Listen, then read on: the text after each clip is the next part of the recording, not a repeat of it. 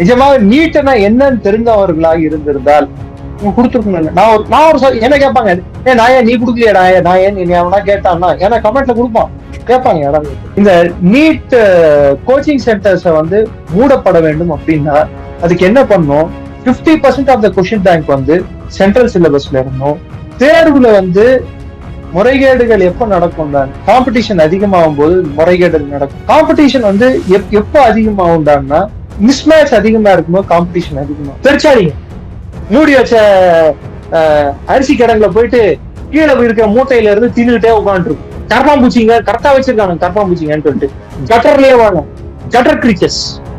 அதனாலதான் இவங்க வந்து இப்ப என்ன சொல்றாங்க, நாளைக்கு என்ன சொல்லுவாங்க, உமர் கலீத வந்து ரிலீஸ் பண்ணுன்னு சொல்லுவாங்க, ஷர்ஜீல் இமாம ரிலீஸ் பண்ணுன்னு சொல்லுவாங்க, ஆசாத் காஷ்மீர் குடுன்னுவாங்க. இந்த நாட்டுக்கு ஜனநாயக ரீதியிலான அரசியல் தேவை, கேள்விகள் எழுப்பப்பட வேண்டும்.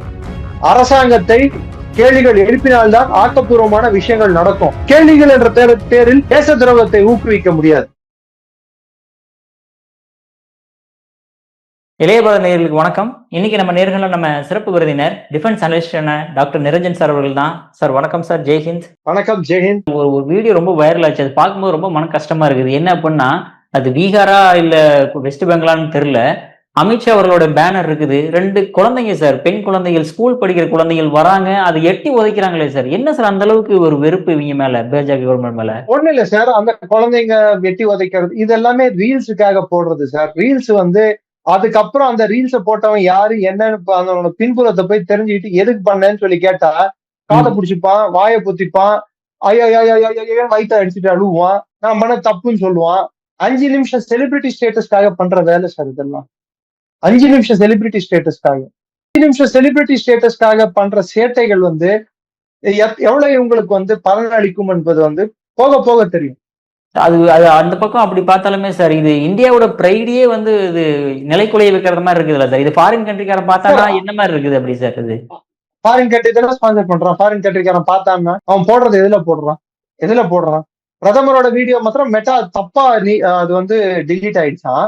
ஆமா. ஆனா இந்த வீடியோ எல்லாம் கரெக்டா பதிவாகுதான். கேட்கறவன் கேளைனா இருந்தா ஹெலிகாப்டர் ஓட்டிச்சான்.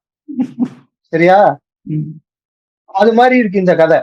சோ இது சார் நான் என்ன சொல்றேன், கலாச்சார சீர்கேடை ஊக்கப்படுத்துவதற்கும் அதை விரிவுபடுத்துவதற்கும் ஆன ஒரு போராட்ட களமாக இன்று காக்ரோச் கட்சியின் போராட்டம் அமைந்துள்ளதுதான் கடைசி முடிவு. ஆக்கப்பூர்வமாக தேர்வுகளில் நடக்கும் முறைகேடுகளை எப்படி கட்டுப்படுத்த வேண்டும் என்பதற்கு ஏதாவது ஒரே ஒரு சஜஷன் அவங்க கொடுத்தாங்களா? படிச்ச ஆட்களாக இருந்திருந்தால், நிஜமாவே இவங்க இளைஞர் சமுதாயத்தை சேர்ந்திருந்தால், நிஜமாக நீட்னா என்னன்னு தெரிந்தவர்களாக இருந்திருந்தால் இவங்க கொடுத்துருக்கணும். என்ன கேட்பாங்க, நான் ஏன் நீ குடுக்கலையடா, நான் ஏன் நீ அவனா கேட்டான்னா ஏன்னா கமெண்ட்ல கொடுப்பான், கேட்பாங்க யாராவது. அவர்களுக்காக நான் சொல்லிக் கொள்ள வரும்போது, இன்னைக்கு exam pool, question bank pool இருக்கு, பெரும்பாலும் சிபிஎஸ்இல தான் வருது. இந்த நீட் கோச்சிங் சென்டர்ஸ வந்து மூடப்பட வேண்டும் அப்படின்னா அதுக்கு என்ன பண்ணும், 50% ஆஃப் த கொஸ்டின் பேங்க் வந்து சென்ட்ரல் சிலபஸ்ல இருந்தும், 50% ஆஃப் த கொஸ்டின் பேங்க் வந்து ஸ்டேட் கவர்மெண்டோட அவங்க பாடநூல் திட்டங்கள்ல இருந்து ஒவ்வொரு ஸ்டேட் கிட்ட இருந்தும் ஒரு கொஸ்டின் பேங்க் பூல வந்து அவங்க வாங்கணும். 3 வருஷத்துக்கு ஒரு வாட்டி இந்த பூல் அவங்க கிரியேட் பண்ணணும். 5 வருஷத்துக்கு ஒரு வாட்டி மேண்டேட்டரியா சிலபஸ் ரிவைஸ் பண்ணணும். ரிவைஸ் பண்ணும் போதும் இந்த கொஸ்டின் பேங்க் பூல் வந்து, ஏன்னா அதிகபட்ச மாணவர்கள் வந்து 20% தான் சிபிஎஸ்இல இருந்து எழுதுறவங்க, 80% தான் ஸ்டேட் போர்ட்ல இருந்து எழுதுறவங்க தான் எழுதுறாங்க. பல மாணவர்கள், கிராமப்புற மாணவர்கள், இவங்க எல்லாம் வந்து ஸ்டேட்ல இருந்து வர மாணவர்கள் தானே, ஸ்டேட் போர்ட் படிச்சு வர மாணவர்கள் தானே. சோ அவங்களுக்கு வந்து அங்க லெவல் பிளேயிங் ஃபீல்டு இல்லாதனால இந்த கோச்சிங் சென்டர்கள் வந்து பணத்தை புடுங்குது. ஒரு புள்ளி விவரம் உங்களுக்கு சொல்றேன், கடமைப்பட்டுள்ள பெங்களூர்ல மாத்திரம் ஒரு கல்வி நிறுவனத்துக்கு கேபிடேஷன் ஃபீஸும் மூலமாக வரக்கூடிய தொகை மாத்திரம் 650 கோடி. அப்பா. Medical college. இந்த போராட்டத்துக்கு சில கார்ப்பரேட் நிறுவனங்கள், சில கோச்சிங் சென்டர்கள் ஒவ்வொன்றும் 3 கோடி ரூபாய் கான்ட்ரிபியூட் பண்ணிருக்கு. ஏன்னா அவங்க ஒரு வருடம் கோச்சிங்க்கு 2.5 லட்சம் ரூபாய் வரைக்கும் வாங்குறாங்க, 3 லட்சம் ரூபாய் வரைக்கும் வாங்குறாங்க ஒரு ஸ்டூடெண்ட்டுக்கு. சரிங்களா? அடுத்து இந்த மொத்த 400 பிரைவேட் காலேஜுகள் இந்தியா முழுசா இருக்கு. இவங்க வாங்கக்கூடிய கேபிடேஷன் ஃபீயும் கேபிடேஷன் ஃபீ என்ன, டொனேஷனும் ஃபீஸும் சேர்த்தா 13 லட்சம் கோடி. இது ஒரு மாஃபியா. ஆமா சார். இப்ப அந்த வேர்டு தான் ஞாபகம் வந்துச்சு எனக்கு. எஜுகேஷன் மாஃபியான்ற மாதிரில இருக்கு இதெல்லாம். இது ஒரு மாஃபியா. அதனாலதான் சொல்றேன், பெட்டர் லேட் than நெவர். கல்வி நிறுவனங்கள் அரசு நடத்தணும்னு நான் கேட்டுக்கல, தனியார் நடத்தட்டும், ஆனா நெறியுடன் நடத்தட்டும், நேர்மையாக நடத்தட்டும். கோச்சிங் சென்டர்களை நெறிப்படுத்துவோம். கோச்சிங் சென்டர்களை தேவையற்ற கோச்சிங் சென்டருக்கு பர்மிஷன் அண்ட் லைசன்சிங் ரூல்ஸை ஸ்ட்ரிக்டரா இருக்குங்க. இன்னைக்கு மாட்டிட்டு இருக்கிற கெமிஸ்ட்ரி பேப்பர்ல 132 கேள்வியில 111 கேள்விகள் லீக் பண்ணது PV குல்கர்னின்னு சொல்லக்கூடிய NTA இருந்த கெமிஸ்ட்ரி பேப்பர் செட் பண்ண ஒருத்தர். அத மகாராஷ்டிரால இருக்கக்கூடிய மட்கோன்கரோ ஏதோ பேர் அவருக்கு, மட்கோன்கர் இன்னொரு பேர் தான். அவர் ஒரு கோச்சிங் சென்டர் நடத்துறவர். அவரு அமித் தேஷ்முக் அப்படின்னு சொல்லிட்டு காங்கிரஸ் MLA-க்காக பிரச்சாரம் செய்தவர். 5 லட்சம் ரூபாய் கொடுத்து கேள்விகளை அவர் தான் விலைக்கு வாங்கியது NTA கிட்ட இருந்து. அவர் காங்கிரஸ் சம்பந்தப்பட்ட நபர். நான் சொல்ல, CBI சொல்லியிருக்கு, நான் உங்களுக்கு அனுப்பி வைக்கிறேன் அந்த நியூஸ் ஆர்டிக்கல்ல கூட. சோ பிரச்சாரம் தான் செஞ்சிருக்கார் அமித் தேஷ்முக்கு, பிரச்சாரம் செஞ்சிருக்கார். சோ இதெல்லாம் நம்ம அடிப்படையை எடுத்து பார்க்கும்போது அது தனிப்பட்ட நபர் செய்த விஷயமாவே கூட நம்ம எடுத்துக்கலாம். இதுல கட்சி ஈடுபட்டதாக நான் கருதவில்லை. இது கட்சியில இருக்கும் மேலிடத்துக்கு தெரிந்து அவங்களே இதுல எல்லாம் மாஃபியால ஈடுபட்டாங்கன்னு நான் சொல்ல வரல. ஒரு ஒரு தனிநபர் செய்த தவறு ஒட்டுமொத்த ஒரு சமுதாயத்துக்கே ஒரு பெரிய பேரிடியா மாறிச்சு. நாங்க என்ன கேக்குறேன், 20 லட்சம் மாணவர்கள் எழுதினாங்க. மாணவர்கள் யாராவது நீட் படிச்சாலும், நீட் எழுதினவங்க எவனாவது உட்கார்றானா தெருவுல? ஒரு வருஷத்தை எத்தனை வாட்டி எவ்வளவு PG சீட்ஸ் எம்டியா போகுது? போஸ்ட் கிராஜுவேஷன் நீட்டுக்கு தேர்வுக்கு உட்கார்ந்து போன வருஷம் எனக்கு தெரிஞ்சு 48,000 சீட் என்ன வேஸ்டா போயிருக்குன்னு நினைக்கிறேன்.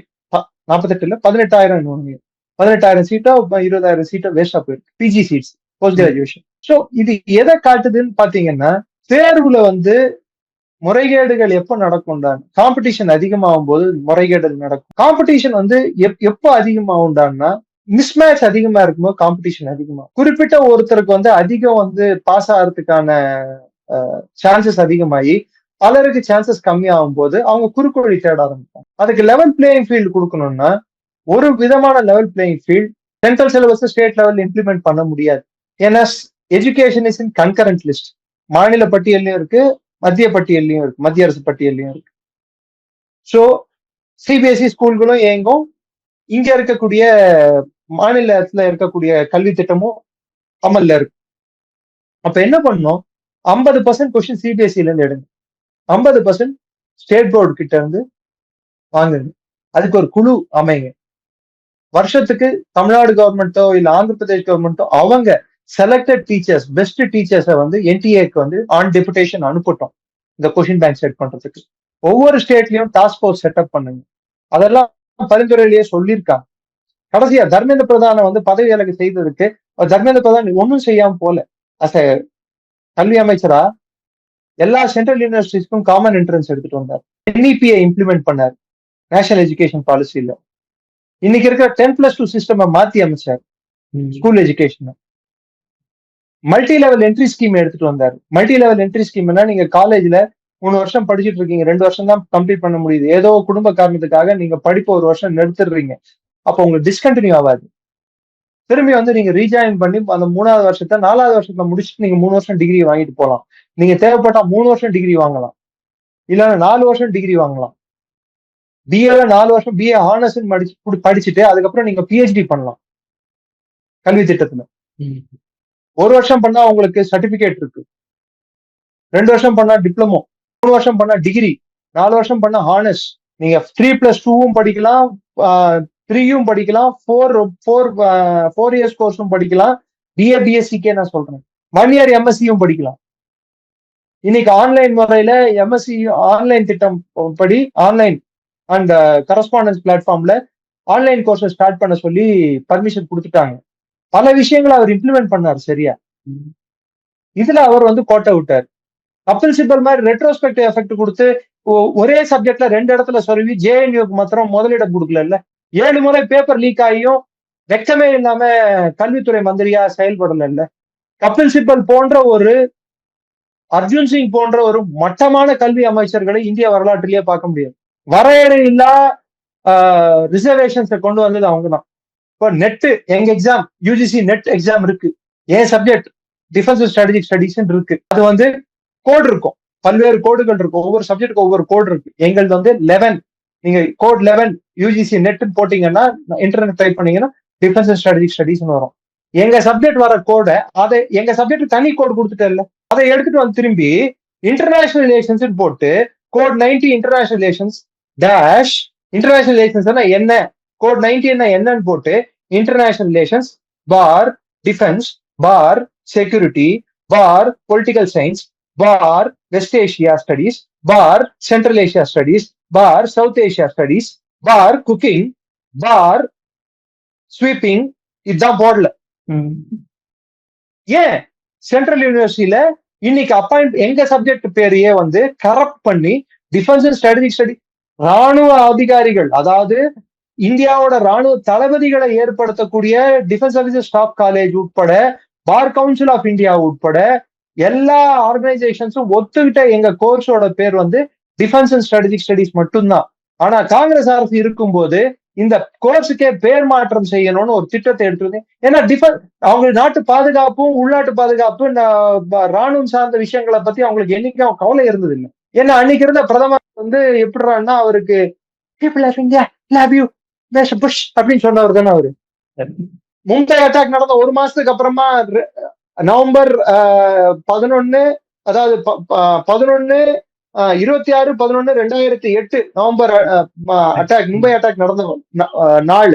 அது நடந்த ஒரு மாசத்துக்கெல்லாம் பாகிஸ்தான் பிளட் வந்தது. $25 மில்லியன் கொடுத்தோங்க பாகிஸ்தான் பிளட் ரிலீஃப் ஃபண்டுன்னு சொல்லிட்டு. அவ்வளவு நல்லவர்கள் நாம். சம்ஜாதா எக்ஸ்பிரஸ்க்கு பாம் வச்சேன்னு சொல்லிட்டு ஒருத்தன் சொன்னா, ஆரிப் கஸ்மானின்னு சொல்லிட்டு ஒரு லஷ்கர் ஏ தொய்பா டெரரிஸ்ட், நான் தான் வச்சேன்னு சொல்றான். அவனை அரெஸ்ட் பண்ணி திரும்பி 14 நாள்ல பாகிஸ்தானுக்கு திருப்பி அமிச்சிட்டான். அவன் அமெரிக்காக்கெல்லாம் இன்டர்வியூ கொடுத்தான், நான் தான் பாம் வச்சேன், இந்தியாவில என்னடா அசிமானந்த் பாம் வச்சாங்கன்னு சொல்லிட்டு இருக்காங்க அப்படின்னு சொல்லிட்டு அவனே ஸ்டேட்மெண்ட் கொடுத்தான். இன்ஃபேக்ட் லஷ்கர் ஏ தொய்பாவோட அபிஷியல் வெப்சைட்லயே நாங்க தான் பண்ணோம் அவங்க சொல்றானுங்க. இந்தியாவில என்ன சொல்றாங்க, இல்ல ஹிந்து டெரர் அப்படின்னாங்க. சொன்னதை பார்த்ததுக்கு அங்க என்ன பண்ணிடுச்சு ஐஎஸ்ஐ, ஆரிப் கஸ்மானி காசு கொடுக்கல. போடா, அங்க அவன் வச்ச பாம்புக்கு உனக்கு ஏன் நான் காசு கொடுக்கணும், நீ உனக்கு காசு கொடுக்க மாட்டேன் போ அப்படின்னுச்சு. நான் தான் வச்சேன், காசு குடியா அப்படின்னு அவன் கேட்டு இருந்தான். ஒரு ஒட்டுமொத்த மெஜாரிட்டி சமூகத்தையே வந்து தீவிரவாதிகள் என்று முத்திரை குத்துவதற்கு எல்லா முயற்சி எடுத்த ஒரு அரசு. இன்னைக்கு அந்த அரசின் தொடர்ச்சி, அதாவது ஒரு வாஜ்பாய் கிட்ட ஒரு வாட்டி ஜாவேத் அக்தர், ஷபானா ஆஸ்மி போய் கொடி பிடிச்சாங்களே, அந்த அம்மாக்கு இப்போ வந்து டெங்கு வந்துருச்சான் ஜந்தர் மந்தர் போனதுக்கு. பின்ன இருக்கிற குப்பையெல்லாம் கொட்டி வச்சா கொசு வராம என்ன வரும்? டெங்கு தான் வரும், மலேரியா தான் வரும், டைஃபாய்டு தான் வரும். நீங்களே டெங்கு மலேரியா டைஃபாய்டு தான். டெங்கு வந்துருச்சான் அந்த அம்மாவோட புருஷன் ஜாவேத் அக்தர். ஒரு வாட்டி வாஜ்பாய் இன்டர்வியூ எடுப்பார். அவர் என்ன கேட்பாருன்னா, கம்யூனலிசம், அதாவது மெஜாரிட்டி கம்யூனலிசம் வந்து மெஜாரிட்டி கம்யூனிட்டி பேர்ல அரசியல் பண்ணது வந்து ஒரு விதமான மத அரசியல் இல்லையா, அது வந்து கம்யூனலிசம் இல்லையா, அது வந்து நீங்க எப்படி வந்து வரையறைப்படுத்துறீங்க, இவர் பெரிய தத்துவ ஞானி மாதிரி.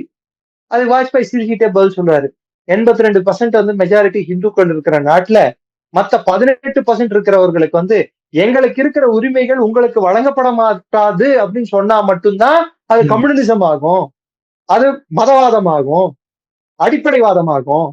ஆனா எங்களுக்கு இருக்கிற உரிமை உங்களுக்கு இருக்கு, ஆனா உங்களுக்குன்னு சிறப்பான உரிமைகள் எதுவும் இல்லை அப்படின்றது வந்து அது ஈக்குவாலிட்டின்னு சொல்லுவாங்க அப்படின்னு சொல்லிட்டு அவர் சொன்னாரு. ஏதாலே அடிச்ச மருந்து. சோ இவங்களால பேசி ஜெயிக்க முடியாது. ஏன்னா பொய்யும் பித்தலாட்டத்தாலையும் இவர்கள் கட்டமைத்த பிம்பம் தான் இந்த pseudo secularist, communist, Marxist, Leninist, Maoist alliances.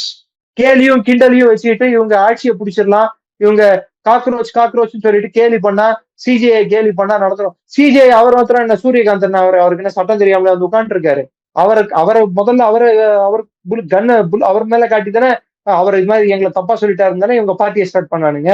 இப்ப வாராசா உன்னோட கூட்டத்துல கிட்டத்தட்ட 3000 கிரிமினல்ஸ் சேர்த்து வச்சிருக்கேன். அவங்களுக்கு தான் சரி, இன்னைக்கு இந்த 3000 கிரிமினல்ஸுக்கு மேல கேஸ் போடக்கூடாதுன்னு சொல்லுவேன், நாளைக்கு டிஆர்ஜில இருக்கிறவன எல்லாரையும் ரிலீஸ் பண்ணுன்னு சொல்லுவேன், நாளைக்கு காஷ்மீர்ல இருக்கிற தீவிரவாதி நீயே கேட்ட நாய் தானே, நீ ஜிப்கே நாயி, சௌரதாஸ் நாயி, நாயின்னு சொன்னா நாய்க்கு கேடு, அது விசுவாசமான பிராணிகள் அதெல்லாம். ஒரு நாள் பிஸ்கெட் போட்டா கூட மறுநாள் வாலாட்டிட்டு நிற்கும். பெருச்சாடிங்க மூடி வச்ச அரிசி கிடங்குல போயிட்டு கீழே இருக்கிற மூட்டையில இருந்து தின்னுகிட்டே உட்காந்துருக்கும். கரப்பாம்பூச்சிங்க கரெக்டா வச்சிருக்காங்க கரப்பாம்பூச்சிங்கன்னு சொல்லிட்டு கட்டர்லயே வாழும். Cutter creatures. அதனாலதான் இவங்க வந்து இப்ப என்ன சொல்றாங்க, நாளைக்கு என்ன சொல்லுவான், உமர் கலீத வந்து ரிலீஸ் பண்ணுன்னு சொல்லுவான், ஷர்ஜீல் இமாம ரிலீஸ் பண்ணுன்னு சொல்லுவான், ஆசாத் காஷ்மீர் குடுன்னுவான். அங்க 80 பேர் பிஓகேல வந்து இன்னைக்கு கொல்லப்பட்டுள்ளார்கள். பாகிஸ்தான் ராணுவத்தால் 80 காஷ்மீரிகள் அங்க கொல்லப்பட்டுள்ளார்கள் பிஓகேல. அவர்களை பத்தி இன்டர்நேஷனல் கம்யூனிட்டியும் பேசாது, இங்க இருக்கக்கூடிய தேர்ட் ரேட் காக்ரோச்சஸும் ஜேஎன்யூல இருக்கக்கூடிய தேச விரோத கும்பலும் பேசாது. அரசியல் செய்யட்டும், வரவேற்கிறேன். இந்த நாட்டுக்கு ஜனநாயக ரீதியிலான அரசியல் தேவை. கேள்விகள் எழுப்பப்பட வேண்டும். அரசாங்கத்தை கேள்விகள் எழுப்பினால்தான் ஆக்கப்பூர்வமான விஷயங்கள் நடக்கும். ஆனா தேச துரோகத்தின் கேள்விகள் என்ற பேரில் தேச துரோகத்தை ஊக்குவிக்க முடியாது. தேச துரோகம் என்ற செயலில் ஈடுபடுபவர்களுக்கு அவர்களுக்கு கிடைக்க வேண்டியது லத்தி அடியும் போலீஸ் பெல்ட் அடியும் லாக்அப். அவர்கள் இருக்க வேண்டிய இடம் தீஹார் ஜெயில். வேண்டிய தண்டனை 7 வருடமோ 10 வருடமோ கடுங்காவல் தண்டனை. திங்க வேண்டிய சாப்பாடு பிரியாணியோ பர்கரோ பீஸாவோ அல்ல, களி காஞ்ச ரொட்டி. கூடிய விரைவில் எல்லாம் வல்ல இறைவனை பிரார்த்திக்கிறேன் சௌரவதாசுக்கும் தீப்கேவுக்கும் இதை கிடைக்க வேண்டும் என்று. Okay sir. சார் சூப்பரா எக்ஸ்பிளைன் பண்ணீங்க சார். உங்க பொண்ணா நேரத்தை லேபர்லாம் ஒதுக்குனதுக்கு மிக்க நன்றி சார். ஜெய்ஹிந்த். நன்றி. ஜெய்ஹிந்த்.